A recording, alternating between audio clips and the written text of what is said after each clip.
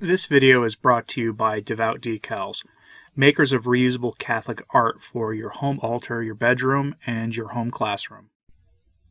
Cardinal George Pell gave an interesting interview to the once great Catholic Herald on the German Synodal Way, which, if you're not sure what that is the Synod of Germany, and its part in the larger church-wide Synod of Synodality, which is going on through the end of October of next year.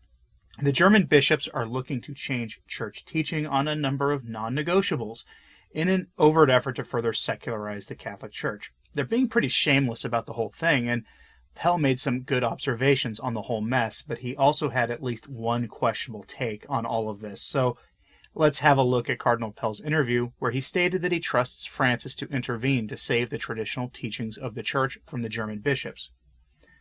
Clearly, Cardinal Pell is more confident in Francis than most of you or I are, judging from what he said in the podcast interview with the Catholic Herald, which gives us the rundown of what he said in this piece that they published on their website. Headline: Pope will intervene to end German Synod's threat of schism to Catholic Church, says Cardinal Pell. I really hope he's right, but you already know that I seriously doubt Francis will intervene in a way that isn't him playing Peronist politics. Francis appointed one of the German bishops in question to run the entire synod, which should tell us all something.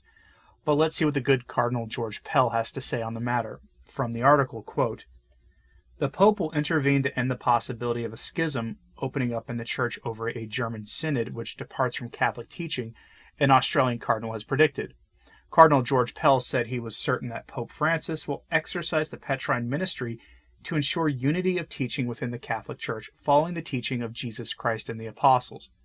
His comments follow the demands of the German Synodal Way to change the catechism of the Catholic Church on areas of marital act ethics, and then allow the blessings of James Martin couples, as well as comments in support of such moves by a small number of high-ranking European prelates.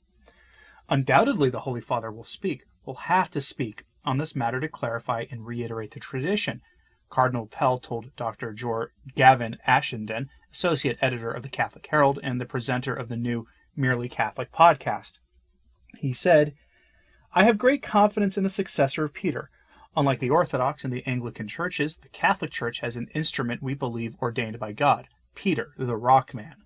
The special role of the papacy is to maintain the purity of the apostolic tradition and the unity of the Church around that tradition. So I'm confident that the Holy Father will speak. On the question of women priests or James Martin activity, the situation is not muddy and unclear where people can choose from a variety of options." End quote.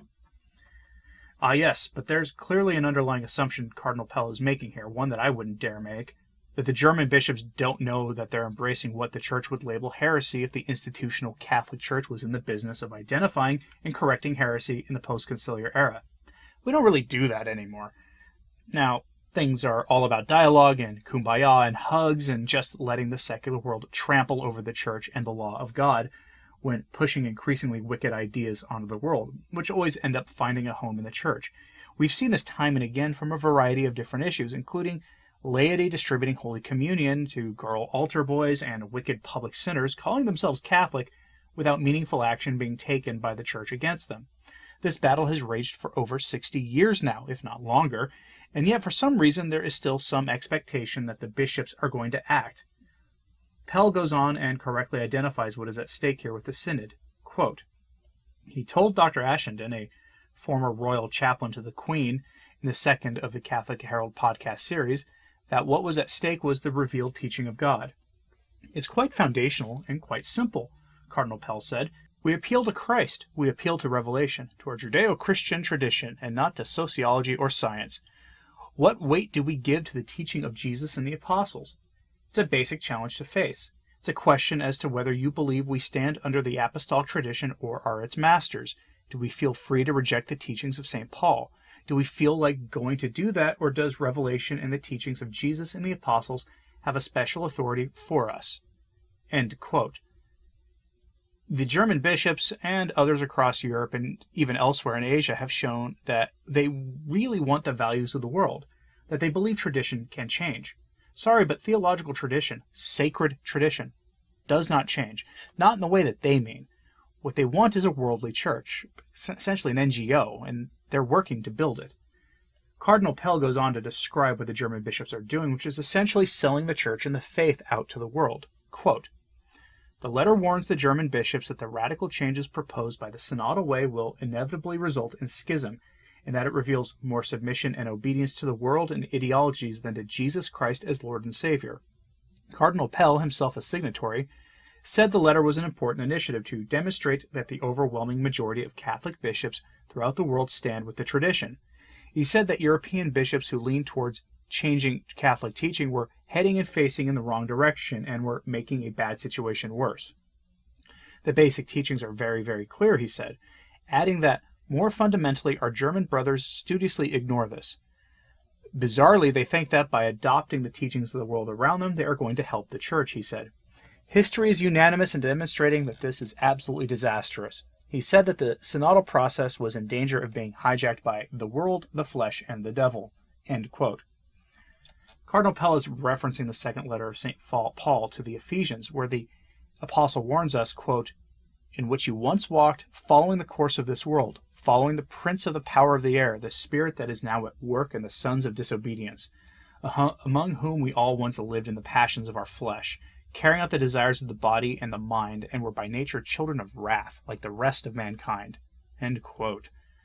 The translation from all acceptable traditional Catholic translations doesn't use the phrase the world, the flesh, and the devil, which apparently comes from Protestant translations and Catholic translations that try to appeal to Protestants, but it's the same verse, and in it we see the apostle warning us of something rather obvious, that if we follow the ways of the world and live according to its values, we follow Satan, not Christ. And Cardinal Pell's warning is equally simple.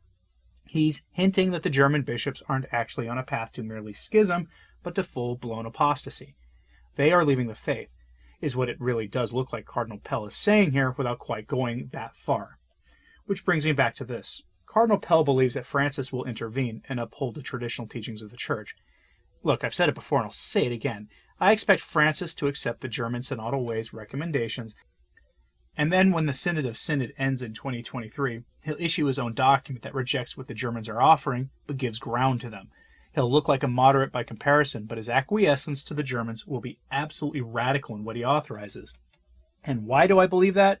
Because that's how the Amazon Synod was settled. That's how the Synod on the Youth was settled. That's how the Synod on the Family was settled. Amoris Laetitia was the byproduct of Francis rejecting some of the more radical proposals out of that synod while still promoting a heretical understanding of the nuptial sacrament. But we know that he is going to do this for one reason. Cardinal Pell called it historically unthinkable that Cardinal Hollerich was appointed as a major director of the Synod on Synodality by Francis himself. That happened a few months ago. Here's the story. From synod.va, the official synod website for the Vatican. Headline: Cardinal Jean-Claude Hollerich appointed Relator General for the next synod. In that same interview, Cardinal Pell called Hollerich a heretic, while only moments earlier saying that he trusted the man who appointed Hollerich to the position he holds now.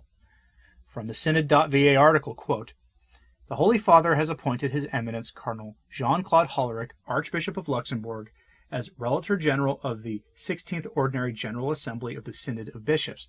His Eminence Cardinal Hollerich, S.J., will participate in the meetings of the Ordinary Council in preparation for the next Synod of Bishops."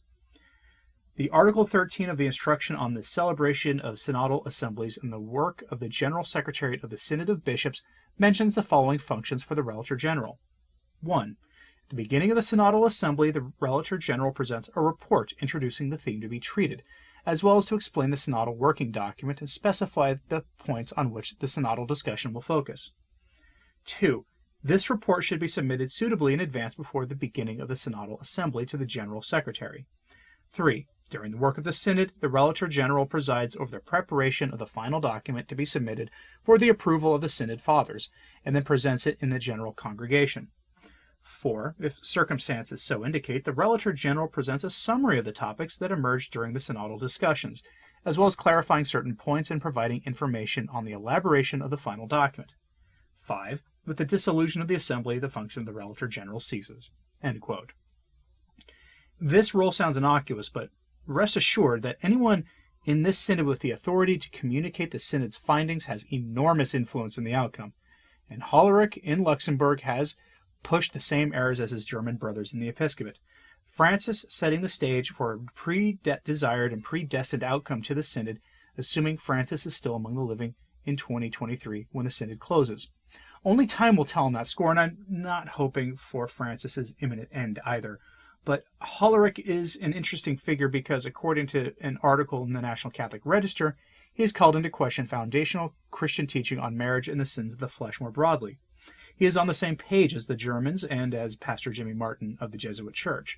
Cardinal Hollerich is such a wicked figure in the hierarchy today that he not only undermines the sacraments and teaching authority of the Church, but of the core doctrines of the faith itself. Several months ago, he was asked about church teaching on Pastor Jimmy Martin's favorite topic, and he said that church teaching was fundamentally flawed and needed to be changed. The National Catholic Register sums up the implications here nicely. Quote, "On this analysis, Cardinal Hollerich wasn't just attacking a discrete set of moral and anthropological doctrines. Instead, he was undermining the notion of doctrinal integrity itself, destabilizing the entirety of the Church's body of teaching, and calling into question the Church's capacity to teach anything with authority, to communicate anything about divine revelation with accuracy." End quote. That's the man that Francis appointed to essentially run the synod on synodality for him, a fellow traveler with the German bishops on this issue. There is no way that Francis does not know that Hollerich is cut from the same cloth as the German bishops. If anything, Francis appointed Cardinal Hollerich to signal to the German bishops that he supports their work. We've seen this kind of signaling before, with personal letters of support written to New Ways Ministry and Pastor Jimmy Martin of the Jesuit Church that had since been publicized by the receivers of those letters. I hate to disagree with Cardinal Pell here, but I'm left with no other options. But what do you think about this? Do you think Cardinal Pell is right to trust that Francis will put a stop to the worst errors of the German bishops? Is his appointing of Hollerich a move meant to keep his enemies close by, or is Francis signaling his support of the German Synod? Let me know your thoughts on this in the comments, please, and like and subscribe if you haven't. It really does help. As always, pray for the Church. I'm Anthony Stine. Ave Maria.